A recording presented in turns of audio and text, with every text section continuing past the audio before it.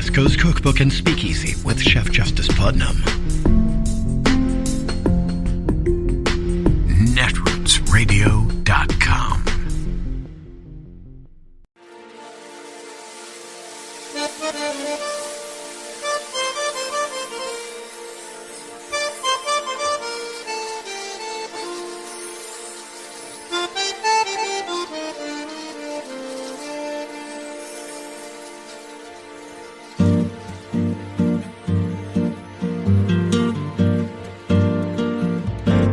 Je voudrais du soleil vert, des dentelles et des théières, des photos de bord de mer, dans mon jardin d'hiver.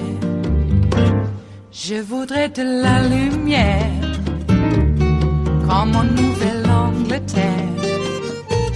Je veux changer d'atmosphère, dans mon jardin d'hiver. Ma fleur sous la pluie de novembre, tes mains qui courent, je n'en peux plus de t'attendre. Les années passent, il est loin, là je tombe. Nul ne peut nous entendre. Je voudrais du Fred Astaire, revoir un latte. Let's bring in the staff writer at The Atlantic, David Frum. His latest article is entitled, "It Wasn't a Hoax. People with scant illusions about Trump are volunteering to help him execute one of his big lies." David, in your article, you write in part, the Steele dossier undertook to answer the question, what the hell is going on with Trump and Russia? It was to silence that question that the outgoing Trump administration appointed a special counsel of its own to investigate its investigators. John Durham has now issued 3 indictments, all for lying to the FBI about various aspects of the Steele dossier. None of these indictments vindicates Trump's claims in any way. It remains fact that Russian hackers and spies helped his campaign. It remains fact that the Trump campaign welcomed the help. It remains fact that Trump and those around him lied and lied and lied again about their connections to Russia. Anti-Trump journalists want to use the Steele controversy to score points off politicians and media institutions that they dislike. But if you choose, as a journalist or a consumer of journalism, to focus on smaller issues, you need to retain your perspective about what is bigger and what is smaller. So by all means, follow the trail on Steele. Be alert to how the twists of the trail block your view of the surrounding landscape. Otherwise, you may discover too late that you have also been misdirected and misled, and that in setting out to explore a small truth, you have become a participant in the selling of a greater lie. And that, Joe, also seems like how democracy dies. Well, David, it's so fascinating that everybody that is a Trump apologist or the anti-Trumpers are using the Steele dossier to conflate everything involving Russia. Say it was all a hoax. And unfortunately, this is even coming from people who I read regularly and respect, like Andrew Sullivan, who is now suggesting it's all a hoax. And stupid people run around saying the words Russian hoax, as if it completely obliterates everything Donald Trump and his campaign did during the 2016 campaign, which, by the way, the Republican Intel Committee took apart bit by bit and considered it a threat to America. Part of the sickness of what the country has been through in the Trump years was his ability to change our mind about what was wrong. So there are people, and as you say, many of them are people who have done stalwart work in exposing many of Donald Trump's other attacks on democracy. But where it's now been sort of normalized. Well, of course, the Russians spied on the Hillary Clinton campaign and Democratic activists in the years up to 2016, dumped all of that stuff expressly to help Donald Trump. We know all of that. That has all been established, as you say, by the Senate Intelligence Committee. Those are all facts. But, that's not a big deal. Unless there's like an exchange of letters between Trump and Putin, unless you can show that they had a handshake deal. Well, there was a handshake deal over Trump Towers in Moscow. But unless you've got the signature in blood, you don't have anything. And we have everything. We have everything we need to show one of the largest scandals in American history. And there is now a project of retrospective denial that is coming from people who want to score points off Hillary Clinton and media institutions for their own reasons. David. And they want to attack media institutions. It's their way to say, see, they're wrong about this too. They're wrong about everything. David, I want to let you go on, but just for people at home that have been reading this anti-Trump disinformation, I just want to read from Marco Rubio's Senate Intel Committee report. Just a couple of things here. I'm going to start with something I have, and then we'll put up a full screen. Taken as a whole, Manafort's high-level access and willingness to share information with individuals closely affiliated with the Russian intelligence services represented a grave counterintelligence threat. That's the Republican Senate Intel Committee chaired by Marco Rubio saying Manafort's position on the Trump campaign and the back and forth with individuals closely affiliated with Russian intelligence services represented a, quote, grave intelligence threat to the United States of America. Here's some more light reading. The committee found that Russian President Vladimir Putin ordered Russian effort to hack computer networks and accounts affiliated with the Democratic Party and leak information damaging to Hillary Clinton and her campaign for president, so said the Republican Senate Intel Committee. Moscow's intent was to harm the Clinton campaign, tarnish an expected Clinton presidential administration, and help Trump's campaign after Trump became the presumptive Republican nominee, and undermine the U.S. democratic process, so said Marco Rubio's Senate Intel Committee run by Republicans. On the man who kicked off the federal investigation into the 2016 Trump campaign, by the way, not Steele, but the man who actually kicked it off. The committee found that Papadopoulos likely learned about the Russian Active Measures campaign as early as April 2016 from a Maltese academic with long-standing Russian ties, well before any public awareness of the Russian effort. The Republican committee also found Papadopoulos communicated the information that he learned to at least two separate foreign governments. The committee could not determine if Papadopoulos informed anyone of the Trump campaign of the information, though the committee finds it implausible that Papadopoulos did not do so. Another, on June 16th, 2016, that meeting with Russians offering dirt on Hillary Clinton. This is what the Intel Committee, the Republican Intel Committee, with Marco Rubio as the chairman, wrote. The committee assesses that at least two participants in the June 9th, 2016 meeting have significant connections to the Russian government, including the Russian intelligence services. And on Russia and the Trump campaign's participations with WikiLeaks, Trump and senior campaign officials sought to obtain advance information about WikiLeaks' planned releases through Roger Stone at their direction. Stone took action to gain inside knowledge for the campaign and shared the purported knowledge directly with Trump and senior campaign officials on multiple occasions, so said the Republican Senate Intel Committee.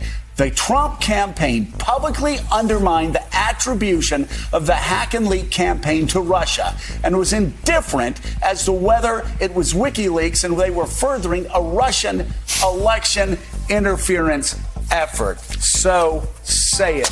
The Republican Senate Intel Committee report on Russian threats to American democracy. So, David, in the words of Aristotle, anybody suggesting that this Russia thing was a hoax, they're just spreading horse shit. That's all they're doing. I want to rewind the tape of what you said to where you put the emphasis. When you said grave counterintelligence threat, you put the emphasis on grave. But the emphasis also needs to be on the word counterintelligence. Because one of the things that did go wrong, and I wrote this article in 2017, I've said it probably 100 times, maybe 200 times on television over 2017, 2018, 2019, is Americans were led to expect, this is a very legalistic country, Americans were led to expect there would be criminal charges, that there would be a criminal case. And I spent 3 years warning that that's not going to be so. You're not going to be able to formulate the elements of crimes here. It's a counterintelligence threat. It's a security threat. It's a loyalty threat. It is not illegal for an American businessman to do business with shady Russian characters. It's not illegal for him maybe to owe them money. It's not illegal for him to hope for a giant payday if he does what they want. None of those things are crimes. And it's not a crime to talk to other people about it. It doesn't become a conspiracy because you bring other people into it. And that what we needed all along to be looking for was the question, why did Russia do this extraordinary thing in 2016? Russia has an economy the size of Italy. Everybody assumed that Hillary Clinton would probably win. What a terrible risk they ran in 2016 to help someone who was probably going to lose. Why would they do that? Why did they care so much? That was the mystery. And the answer was not going to be found by prosecuting crimes. The answer is going to be found through counterintelligence. It is Tuesday, the 30th of November of 2021, and you are in West Coast Cookbook and Speakeasy. I am your chef de cuisine, Justice Putnam. Gunner the English Bulldog is our snoozing sous chef, and our daily special is Tarrytown Chowder Tuesdays, a small scant dash, a mere pinch of hot smoked Hungarian paprika will make all the difference in the world. It always has, and it always will. Okay, so remember Lara Logan? She purportedly was a serious journalist. That's questionable, but she is certainly not one now. And I'm getting a little bit peeved by these, I don't know, people who have gone off the deep end, threatening the lives of people like Dr. Anthony Fauci. Logan is out there now comparing Fauci to Mengele, the doctor of death. Now, it is just so astoundingly evil what these people are doing. First of all, they take education out of the component here in what it is to be a citizen of the United States, and then you can tell people whatever you want to tell them, and more than likely people won't know what the hell you're talking about. Mengele, who was that? Oh, he was the doctor of death. Oh, and he's just like Fauci, or Fauci is just like him? Well, yeah, I could believe that, not knowing anything about the horrors that Mengele inflicted upon people. I consider this to be almost on par with Holocaust denial. How dare they? But you don't really expect Nazis to play by the rules, do you? Oh, yes, they'll play by the rules. They'll hyper play by the rules to change it so that you give up your life to them. You know, I was reading an article where this fellow posited that we're not going back to normal. That normal that we knew before Rittenhouse and others, I would actually say it probably occurred before Kyle. But if you want to use that as sort of a focal point, why don't we? We're not going back to a normal. I guess we'll have to make a new normal. They'll make their kids wear bulletproof backpacks, but not a mask. Natural immunity. Hey, well, take the bulletproof backpack off. How about natural immunity for that, huh? No, they won't get rid of the disease, but they'll put a Band-Aid on the people who are, devastated by it, if they live. It is particularly evil that dead people are in the equation for these Nazis to gain and stay in power. They are hoping that people die. They've already come out and said it. The GOP, the United States Grand Old Party, came out yesterday and announced Joe promised to get rid of the coronavirus. He hasn't. See? Yeah, no help from you, you Nazi. It's sort of like when Barack said, look, I'm going to bring everybody together. And the racist said, no, you're not. And then they could point to it and said, he promised that he would bring us together. And we made sure he couldn't. So therefore, he broke his promise. Joe never said he was going to get rid of coronavirus. He said that we're going to make a big dent in it. But we need help from everybody. So if the Nazis don't want to help, then are they the cause? They are banking on sickness and death so they can blame Joe. They are counting on the people of the United States of America being that stupid. And I don't know. There's 70 some odd million that have already bought into the lie. Willful ignorance, at least. They're complaining about woke. Oh, you're woke. Well, yeah, I was awake during physics class. I was awake during literature. I was awake during history. Excuse me. I'm sorry you were not. Got into a little tete-a-tete with some anonymous troll out here, trolling the local Facebook pages in Southern Oregon. I don't know how they get away with it, but they do. Taking snippets of the First Amendment, or actually taking snippets of the Second Amendment, the Bible, King James Version, of course. They had to let us know. And other documents that, Articles of Confederation even. And because it was posted verbatim, that's the law. What? I just gave a little background and posted Jefferson's letters to the Danbury Baptist. Because, that's my go-to. I like that. I've always said that, if we were in a war and you were trying to make sure that the other side wasn't trying to infiltrate your line, that you would do what they, like in World War II, they'd yell out, who won the World Series in 1936?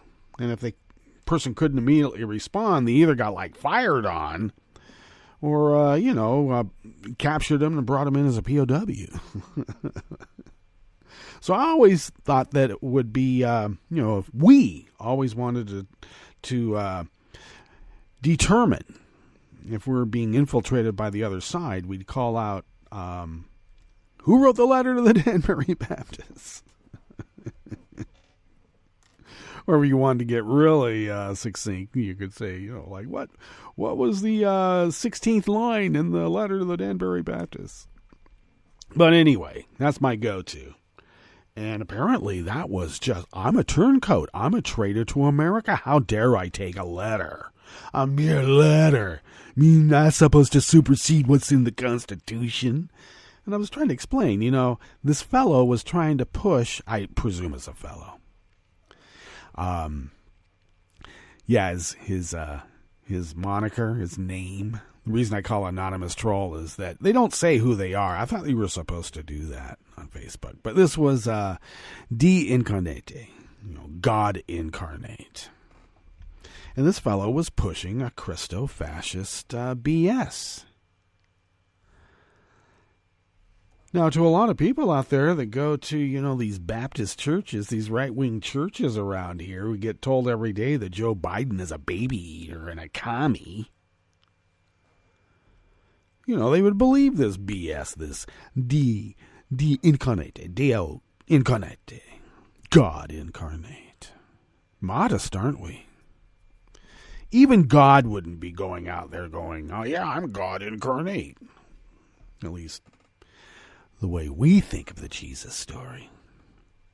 Anyway, I pushed back and tried to explain, there is a separation of church and state. Excuse me, and here is, if you want to talk about source documents, here's one.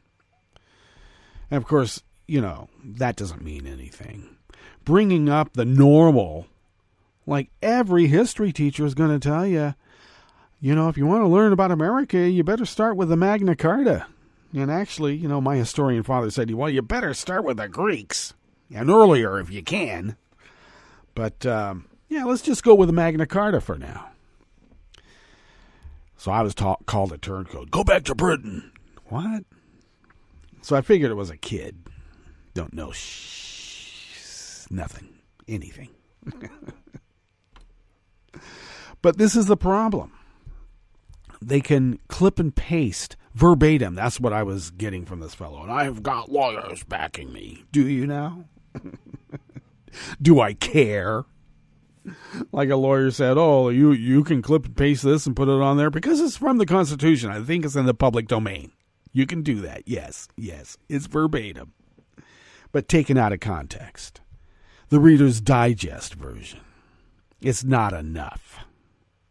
If you want to know how it was that our laws came to be, then maybe you ought to learn how it was that our laws came to be, not just that there is a law there. And I'm going to bow down and kiss the feet of that? Give me a break. This is America. How dare they call me a turncoat? But that's a typical Nazi approach. They appropriate your stuff and then call it their own and then say that you're a traitor to it. No, you're a Nazi, and I got more tied to what it is, to the ideal of America than a Nazi ever will, and I refuse to give that up to them just because they're loudmouths with guns.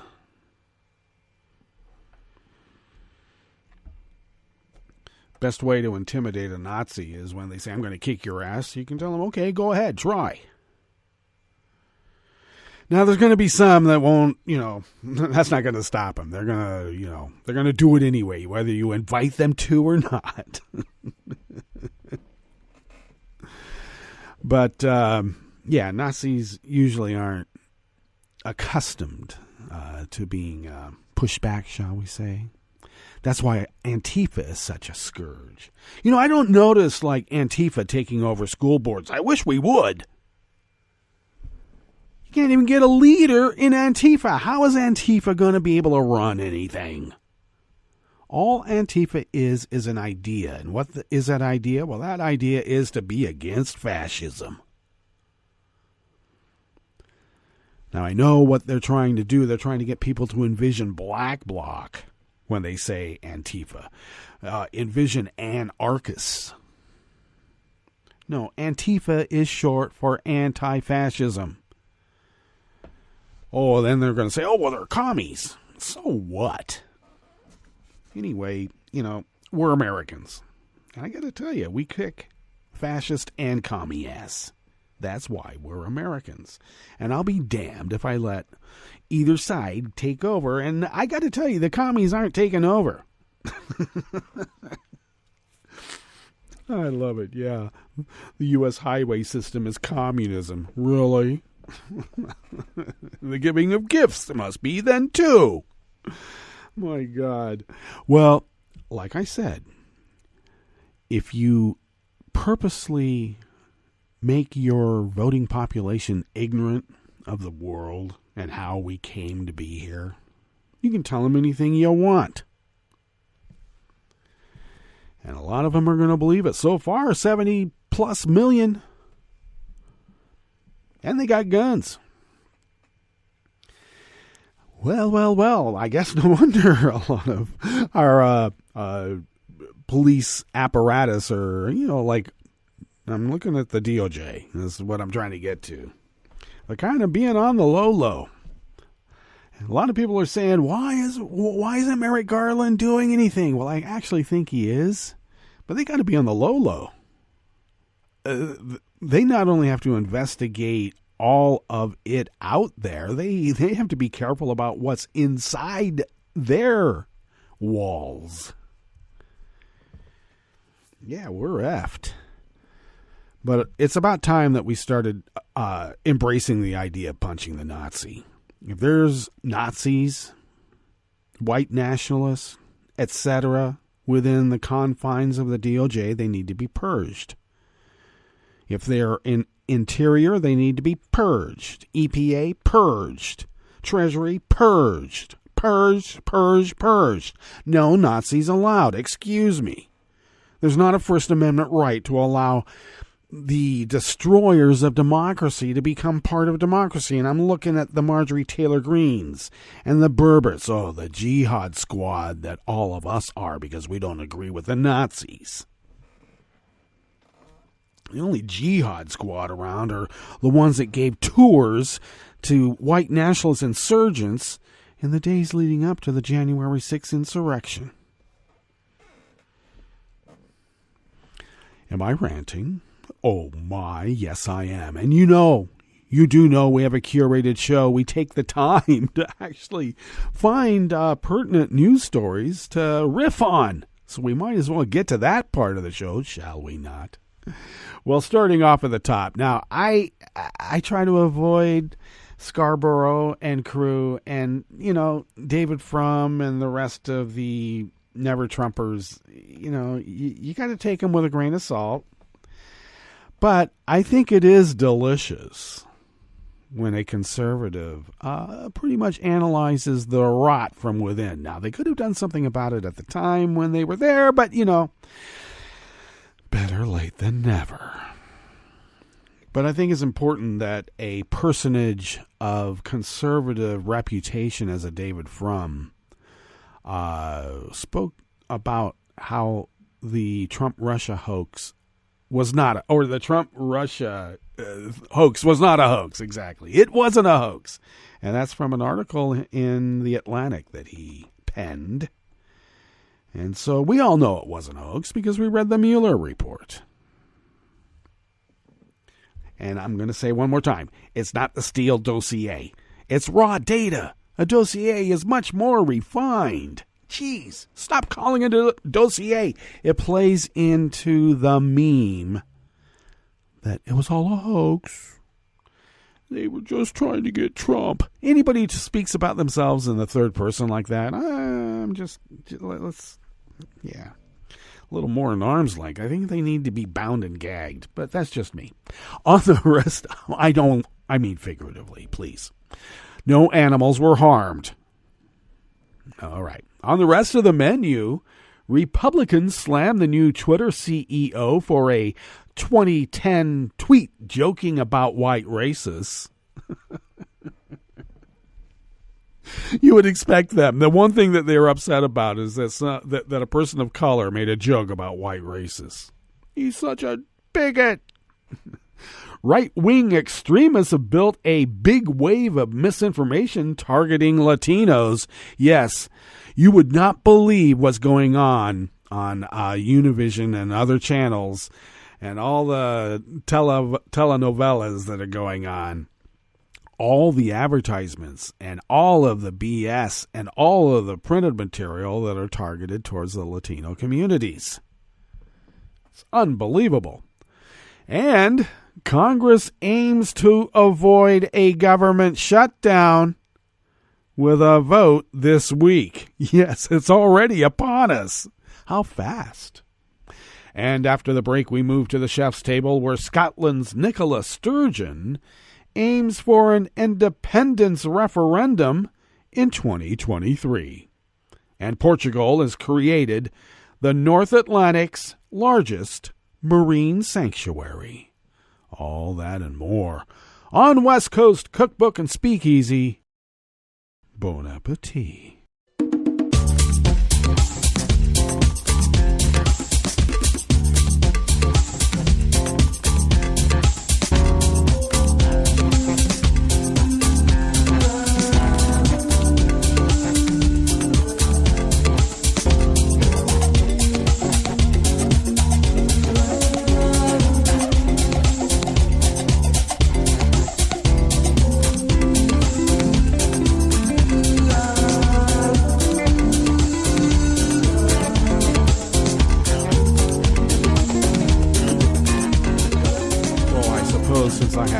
an elongated rant that I should abbreviate the usuals, but I should just mention that the chat room link is at our homepage at netrootsradio.com. So is the Patreon link because we need money.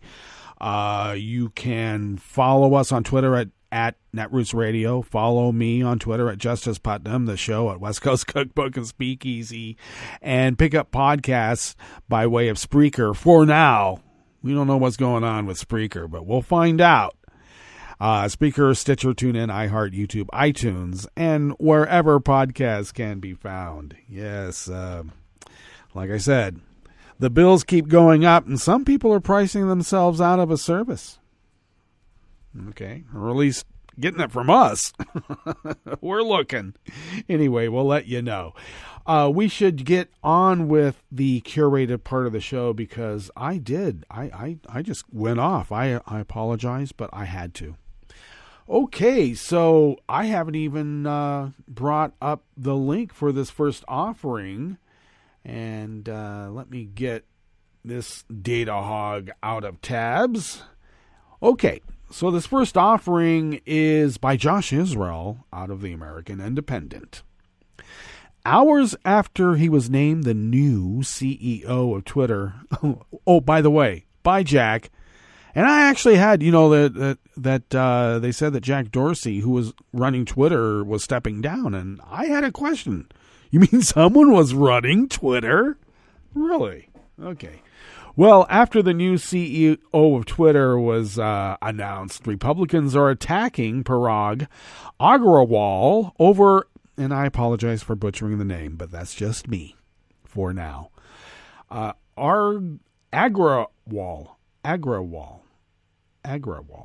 Parag Agrawal. We're going to just call him Parag, okay? That's what we'll do.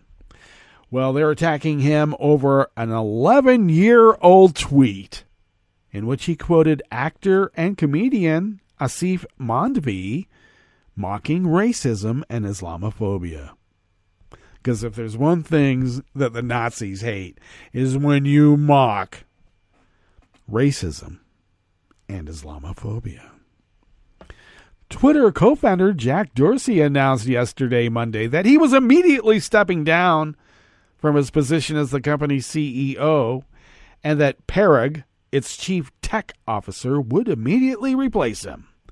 The right-wing site Breitbart yesterday morning posted a tweet Agrawal had shared in October of 2010 and asserted that he had uncritically repeated a quote in 2010 suggesting that there be no need to distinguish between white people and racists. The story claimed it was unclear who he was quoting. Really? Soon after, Colorado Representative Ken Buck, yeah, that intellectual giant, quoted Agrawal's tweet, writing, "This is the new CEO of Twitter. How can users trust him to treat everyone equally? I mean, look at him. He's brown." Buck didn't say that, but that's what he meant. Marsha Blackburn, yes, that one, another intellectual giant of the Nazi set, joined in yesterday, Monday afternoon, asserting, "This is Parag Agrawal, Twitter's new CEO, and the person who is going to be deciding what kind of speech is allowed on Twitter. Look at him, he's brown." She didn't say that, but that's what she meant. Ohio Representative Warren Davidson suggested that the company's white staff might all quit over the quote. "Wow, who knew corporate wokeness would tolerate open bigotry? I'm pretty sure Twitter has white employees, white customers, and white suppliers, for now at least." And, of course, J.D. Vance mocked Agrawal for having, quote, "some interesting views. Look at him, he's brown." Vance didn't say that, but that's what he meant.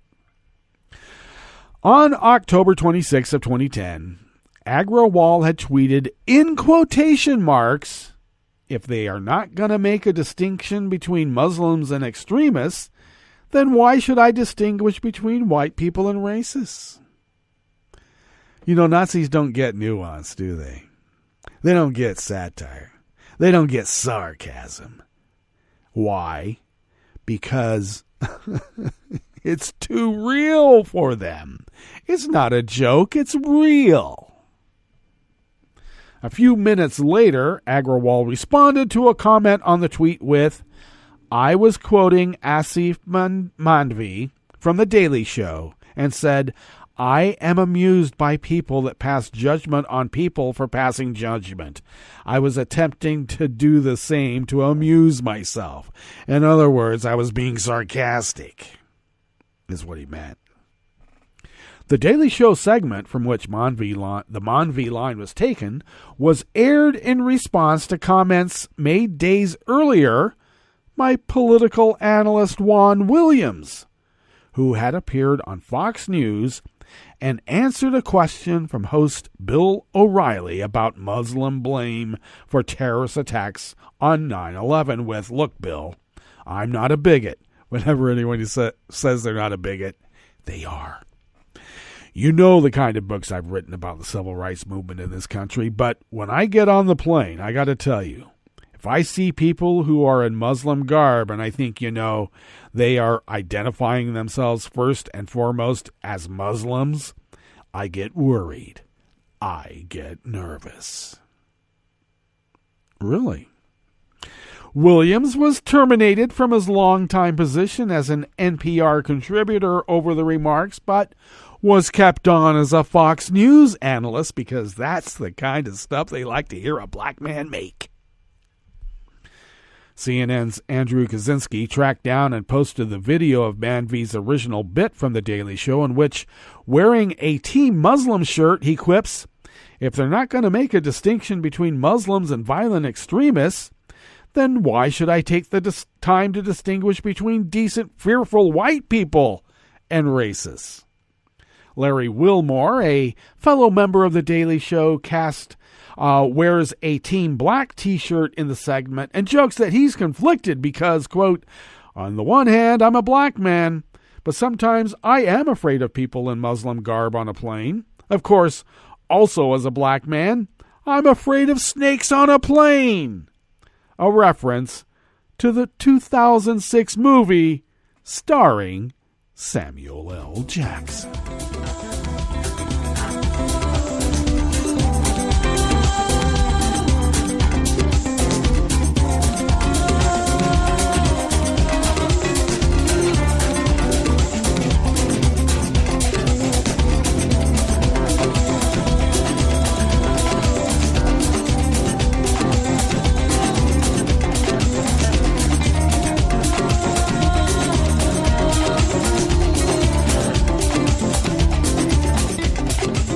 Amanda Seitz and Will Wiesert of the Associated Press brings us this next offering here in the Bistro Cafe of West Coast Cookbook and Speakeasy, Tarrytown Chowder Tuesdays. Before last year's presidential election, Facebook ads targeting Latino voters described Joe Biden as a communist. During his inauguration, another conspiracy theory spread online and on Spanish-language radio, warning that a brooch worn by Lady Gaga signaled Biden was working with a shadowy leftist figures from abroad. Shadowy leftists. And in the final stretch of Virginia's election for governor, stories written in Spanish accused Biden of ordering the arrest of a man during a school board meeting. None of that was true, but such misinformation represents a growing threat to Democrats who are anxious about their standing with Latino voters after surprise losses last year in places like South Florida and the Rio Grande Valley in Texas. Heading into a midterm election in which control of Congress is at stake, lawmakers, researchers, and activists are preparing for another onslaught of falsehoods targeting Spanish-speaking voters. And they say social media platforms that often host those mistruths are not prepared. For a lot of people, there's a lot of concern that 2022 will be another big wave, said Guy Mentel, executive director of Global Americans, a think tank that provides analysis of key issues throughout the Americas. This month's elections may be a preview of what's to come. After Democratic incumbent Phil Murphy won New Jersey's close governor race, Spanish-language videos falsely claimed the vote was rigged, despite no evidence of widespread voter fraud. A fact the Republican candidate acknowledged, calling the results legal and fair. In Virginia, where Republican Glenn Youngkin campaigned successfully on promises to defend parental rights in classrooms, false headlines around a controversial school board meeting emerged. The mistruth was spun from an altercation during a chaotic school board meeting months earlier in Loudoun County. And the mistruth that they had said is that Biden ordered the arrest of a father whose daughter was raped by a trans. The father claimed the suspect was gender fluid, which sparked outcry over the school's policy allowing transgender students to use bathrooms matching their gender identity. In reality, the White House was not involved with the meeting. The man was arrested by the local sheriff's department. It's also unclear how the suspect identifies.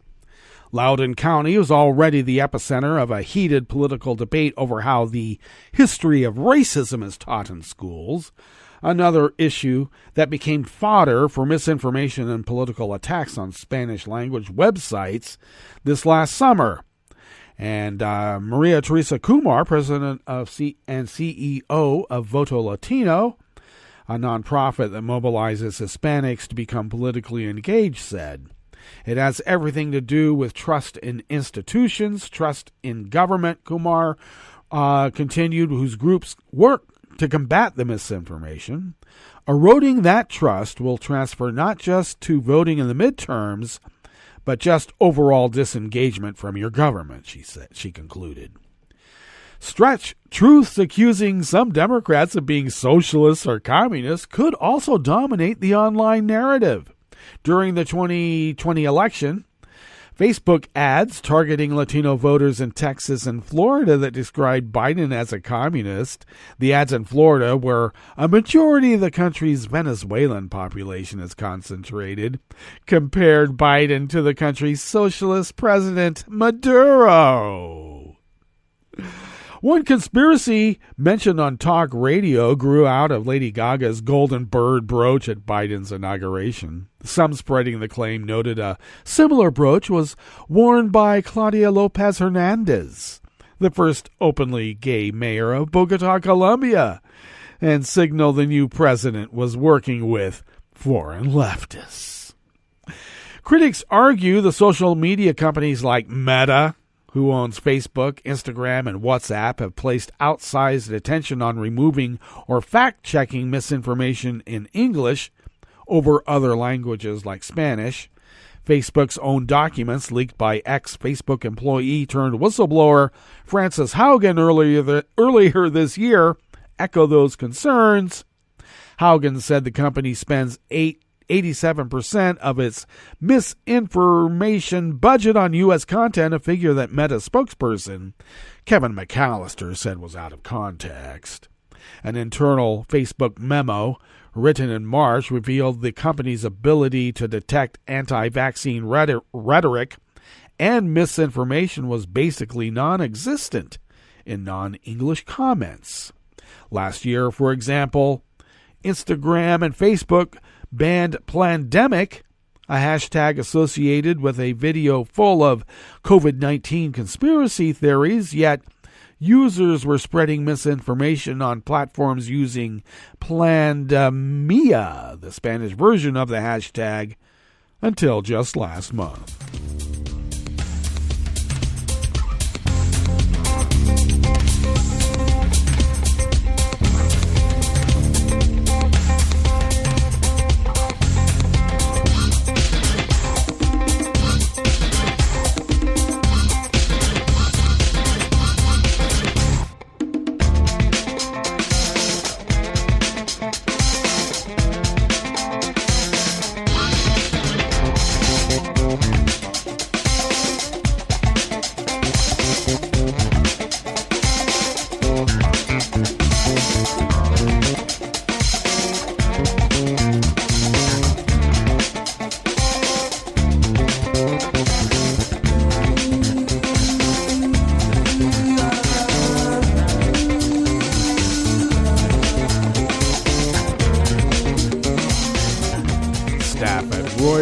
brings us to this final offering here in the Bistro Cafe part of West Coast Cookbook and Speakeasy.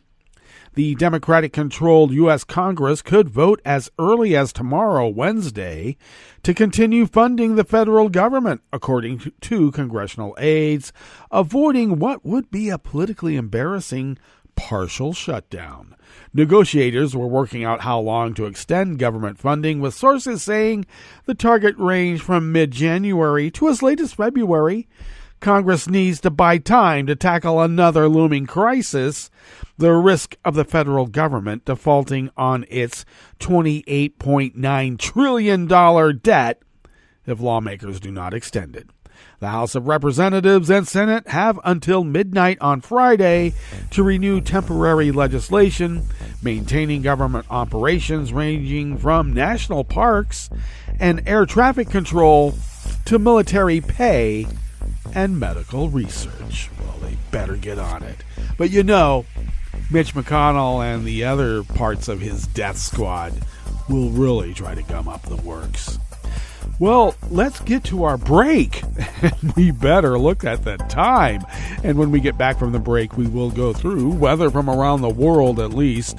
And we'll finish up with the stories that we've curated for you today. You're listening to West Coast Cookbook and Speakeasy. And we will be right back.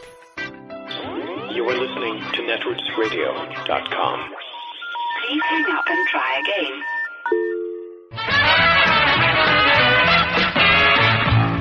From a point at sea to the circles of your mind, a new force is at work for planetary transformation. New radio for a new Earth.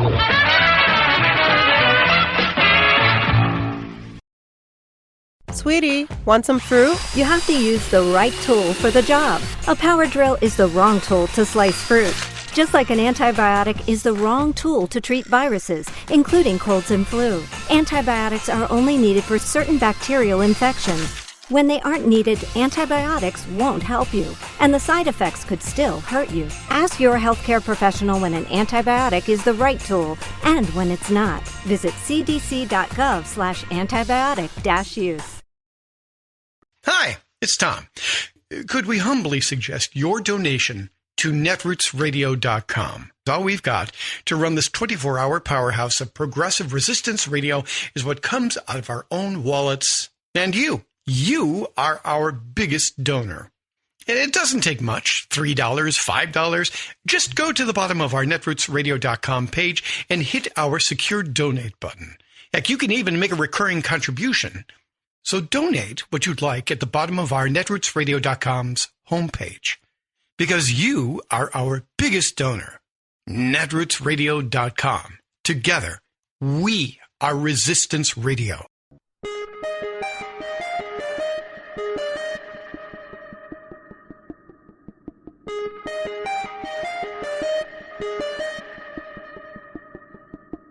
The prominently displayed banner read, "F*** you, Joe Biden," and below that, "and F*** you for voting for him." I'm Baratunde Thurston from The Onion, and also, mother.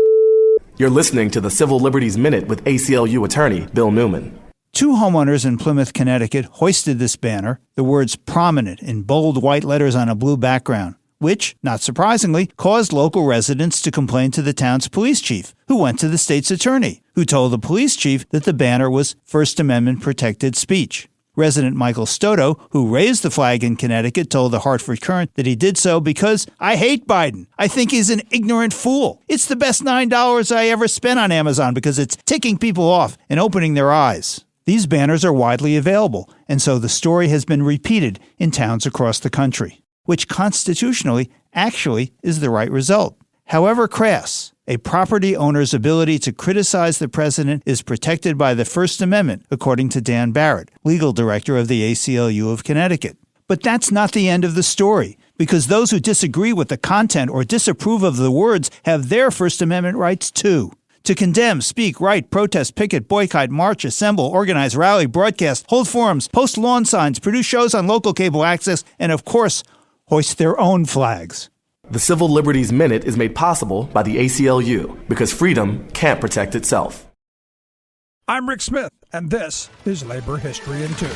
On this day in labor history, the year was 1930. That was the day the world lost the miner's angel, Mother Jones. She had crossed the country many times over, been involved in practically every strike that built the labor movement, stood with miners and steelworkers, and mill children everywhere. Mother Jones had asked to be buried with the Verdun miners killed in the massacre of 1898 at Union Miners Cemetery in Mount Olive, Illinois. Dozens of labor leaders, including AFL President William Green, attended her funeral in Maryland, where she had been living. Then, AFL representatives, several Illinois miners, and others boarded the Baltimore and Ohio train to accompany her body to Mount Olive. Historian David Featherling describes the scene as her body arrived. A band played Nearer My God to Thee as onlookers bowed their heads and wept. Survivors of the Verdun riot bore the casket to the Odd Fellows Hall, where it lay in state. The town of 3,500, with its strong and violent heritage, was thronged by thousands of coal diggers. At least 15,000 turned out for the funeral. Broadcast on WCFL, the Chicago Federation of Labor's radio station, the labor priest, Reverend John McGuire, gave the memorial address and officiated at the funeral in Mount Olive's Roman Catholic Church of the Ascension. He asked what weapons she had to fight the fight against oppression of working men. Only the great and burning conviction that oppression must end.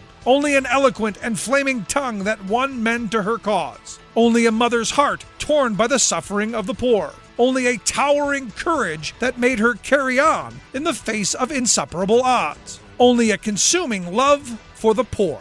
Labor History in 2 brought to you by the Illinois Labor History Society and The Rick Smith Show. For more information, go to laborhistoryin2.com, like us on Facebook, and follow us on the Twitters at Labor History in 2.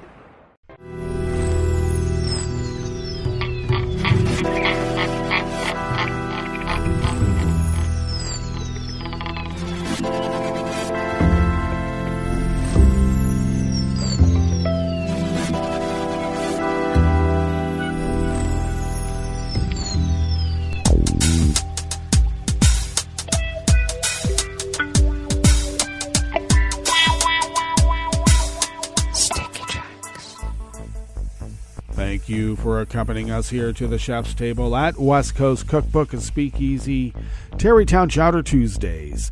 We always begin weather from around the world along the banks of the Rogue River in the Rogue River Valley of Southern Oregon, on the west coast of the continental United States of America, where it is currently 45 degrees Fahrenheit, expecting a high of only about 54 degrees, which will be warmer than it was yesterday.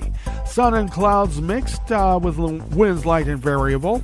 Some clouds overnight with lows in the mid to low 40s, winds remaining light and variable.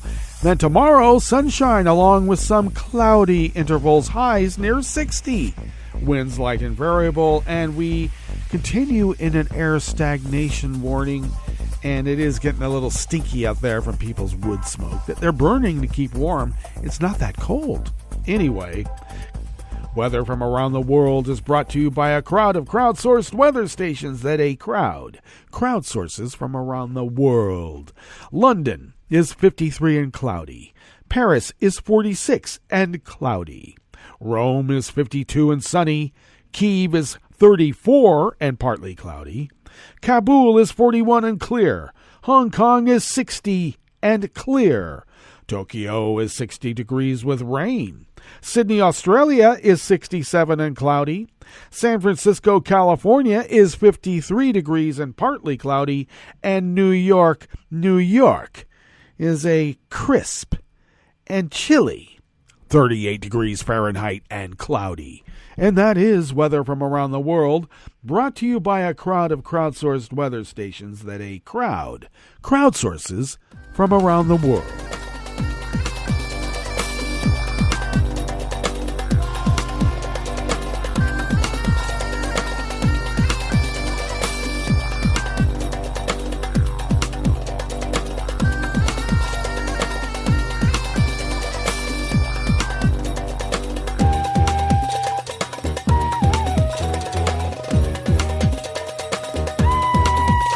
Jill Wallace of the Associated Press brings us this first amuse-bouche here at the chef's table at West Coast Cookbook and Speakeasy. Scotland's leader said yesterday, Monday, that she will renew her push for independence from the UK next year, with the aim of holding a referendum on secession in 2023. First Minister Nicola Sturgeon said the independence campaign, stalled by the pandemic, will resume in earnest in spring of 2022, COVID permitting.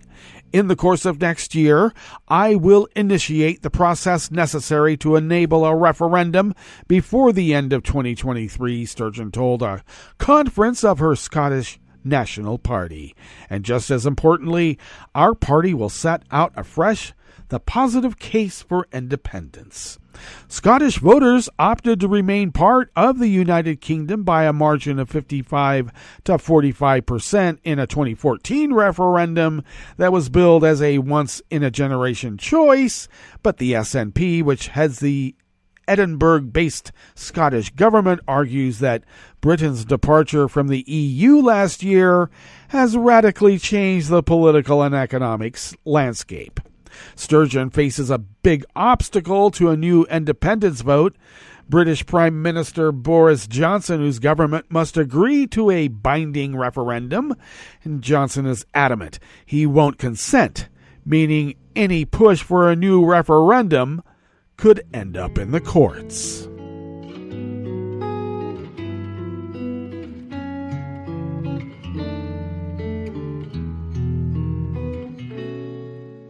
Je te donne c'est mon amour pour la vie entière. La promesse de me trouver à tes genoux. Aussitôt que tu m'appelles, rester toujours fidèle. C'est tout, c'est tout.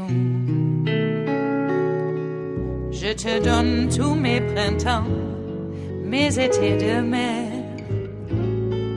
Mes automnes, quand les feuilles tombent partout. Si ce n'est pas une bonne affaire, je te donne tous mes hivers. Associated Press staff brings us this final amuse-bouche here at the chef's table at West Coast Cookbook and Speakeasy. Regional authorities in Portugal's Madeira Islands on Monday yesterday expanded a protected marine area to create what they said is the largest fully protected marine reserve in Europe and the North Atlantic. The reserve spans 12 nautical miles around the Selvalgens Islands, a small archipelago located midway between the Madeira Islands and Spain's Canary Islands, which are off the northwestern African coast. It covers a total area of about 1,034 square miles. All species inside the reserve will be fully protected from fishing or other extractive activities, said Oceana Azul, one of the organizations that has championed the sanctuary. Their researchers joined up with the Waite Foundation and National Geographic Pristine Seas to conduct the scientific research backing the need for a reserve.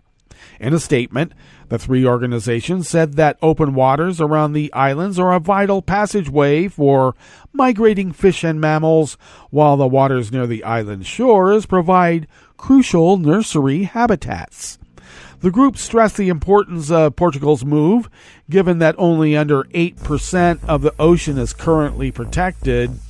Madeira's regional president, Miguel Albuquerque, said in a statement that he hoped that Monday's approval would inspire others in taking similar measures to preserve our oceans. Well, that brings us to the end of our broadcast period for the day, but you do know Netroots Radio broadcasts on, and we will meet up tomorrow for Smothered Benedict Wednesdays. So do stay tuned to Netroots Radio all day and all night for all the breaking news as it breaks, and we will meet up here tomorrow, right here in West Coast Cookbook and Speakeasy. Bon appetit.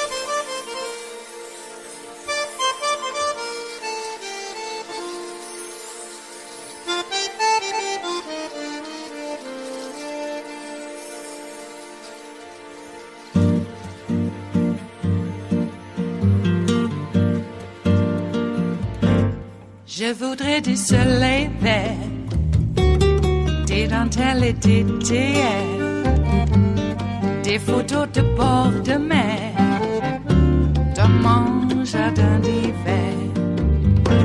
Je voudrais de la lumière, comme en Nouvelle-Angleterre. Je veux changer d'atmosphère, dans mon jardin d'hiver. Ma robe à fleurs, sous la pluie de novembre, tes mains qui courent, je n'en peux plus de t'attendre. Les années passent, qu'il est loin, là je tombe. Nul ne peut nous entendre. Je voudrais du Fred Astaire, revoir un latte Goël. Je voudrais toujours te plaire, dans mon jardin d'hiver. Je veux déjeuner par terre, comme au long de golfe clair, t'embrasser les yeux ouverts, dans mon jardin d'hiver. Ma robe à fleurs, sous la pluie de novembre, tes mains qui courent, je n'en peux plus de t'attendre.